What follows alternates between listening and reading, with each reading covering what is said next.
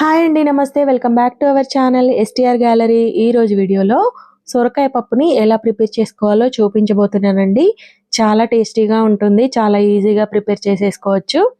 అన్నంలోకైనా చపాతీలోకైనా ఈ కర్రీ చాలా టేస్టీగా ఉంటుంది. మరి ఎలా ప్రిపేర్ చేసుకోవాలో చూద్దామా? ముందుగా స్టవ్ ఆన్ చేసి కుక్కర్ పెట్టుకోవాలి. ఈ కర్రీ నేను కుక్కర్లో ప్రిపేర్ చేస్తున్నాను. ఇప్పుడు ఇందులో 1 టీ స్పూన్ వరకు జీలకర్ర, 1 టీ స్పూన్ వరకు ఆవాలు వేసుకోవాలండి. తర్వాత 10 నుండి 15 వరకు కారానికి తగ్గట్టు పచ్చిమిర్చి వేసుకోవాలి. నేను ఈ కర్రీలో కారం అనేది యూజ్ చేయట్లేదండి, పచ్చిమిర్చితోనే చేస్తున్నాను. తర్వాత ఇందులోనే ఒక సన్నగా తరిగిన ఒక ఉల్లిపాయ, అలాగే కొద్దిగా మెంతాకు వేస్తున్నానండి, మెంతి లీవ్స్. ఇప్పుడు ఇది కూడా వేసి 1 నిమిషం పాటు కలుపుకున్నాక కొద్దిగా కరివేపాకు కూడా వేసి ఒకసారి కలిపి ఇందులోనే 1 టీ స్పూన్ వరకు అల్లం వెల్లుల్లి పేస్ట్ వేసుకోవాలండి. ఇలా వేసుకున్నాక ఇందులోనే కొద్దిగా పసుపు, అలాగే 1 టీ స్పూన్ వరకు ధనియాల పౌడర్ వేసుకోవాలి.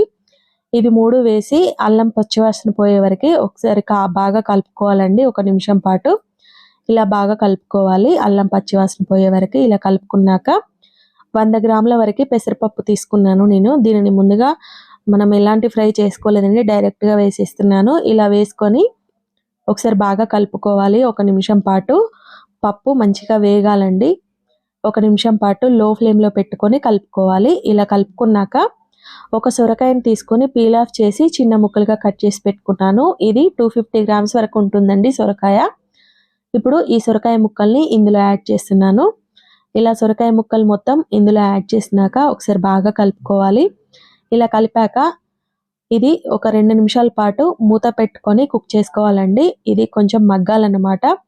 2 నిమిషాల తర్వాత కర్రీ చూసారా కొంచెం మగ్గినట్లయింది కదా. ఇప్పుడు ఇందులో ఒక గ్లాస్ వరకు వాటర్ యాడ్ చేసుకోవాలండి. ఇది 250 ml వరకు వాటర్ యాడ్ చేశాను నేను. ఇలా వాటర్ కూడా యాడ్ చేసి రుచికి సరిపడా ఉప్పు వేసుకోవాలి.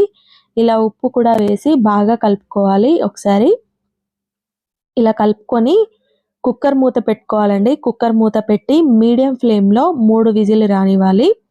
మనకి మెత్తగా కావాలంటే 3 విజిల్లకి ఆఫ్ చేసుకోవాలి స్టవ్. లేదు కొంచెం పలుకులుగా తినాలి సొరకాయ పప్పు అనుకుంటే 2 విజిల్స్కే స్టవ్ ఆఫ్ చేసుకోవాలండి. ఇప్పుడు చూసారా కర్రీ అనేది మెత్తగా అయిపోయింది, చాలా టేస్టీగా ఉంటుందండి. ఒకసారి ఇలా ట్రై చేయండి.